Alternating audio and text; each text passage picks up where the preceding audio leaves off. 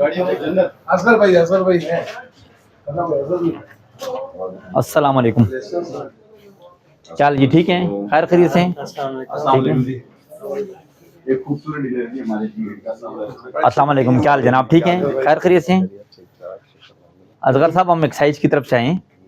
आप ये motor dealer का काम कर रहे हैं, तो इसका सर्टिफिकेट होता है, एक्साइज से बनता है, वो आपने बनवाया हुआ है? अच्छा जी, वो नहीं बनवाया हुआ। ये जो गली नहीं बनी है जी, ये गली नहीं बनी है। तो अभी इनकी तवासत से आपको बता रहे हैं कि एक्साइज से रजिस्टर्ड होना जो है ना बहुत ज़रूरी है। तो बाकी आपको वसीम भैया आपको आगाही प्रोग्राम देते हैं। एक लेटर आईडी कार्ड की कॉपी और विजिटिंग कार्ड और साथ 22,200 रुपया लेके वहां अपना लाइसेंस मौके पे आपने लेना है, ठीक है, लाजमी लेना है। नेक्स्ट विजिट पे अगर आपके पास लाइसेंस यहाँ डिस्प्ले ना हुआ, शोरूम सील, और जितने अरसा हो गया है जो पहला लाइसेंस शोरूम का शो हुआ है उससे लेके अब टू आज तक जो फाइन होगा वो लाखों में बनता है। सो इसको मिस ना कीजिए। हमारे पास बैठते थे पहले। ठीक है जी, ओके जी।